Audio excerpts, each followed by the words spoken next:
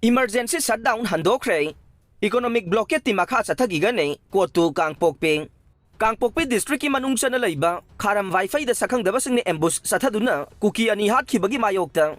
Tha asigi kundage Kangpokpi district sin batungna satharakiba emergency shutdown gi khongjang handokle haina Committee on Tribal Unity kotu gi media cell na thadorok ba cherol man na fongdorok le. Cherol asigi matungin na Kangpokpi district ta satharagliba shutdown na sina maram moidaga district asigi miyam na thengnariba khudong chadaba sing asigi yenglaga khongjang asi handokpa nei. Adumoinama committee asina taliba demand amata fangdriba maramna hanadagi sathaduna lakpa economic blockade ki khongjang aside makata na dumak sathaki ganei.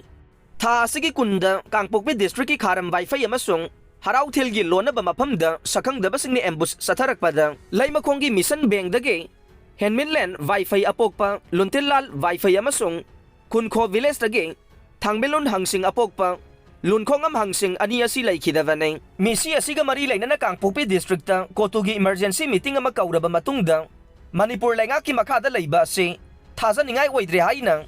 warep na duna separate administration gi demand asi hena concern ba oina emergency shutdown asi khudak tagi sathaba haukhibane loina na Manipur da hojik oidagliba phibam asida de political gi oiba solution natana atai atopa pambai amata laitre haina phongdorokhibane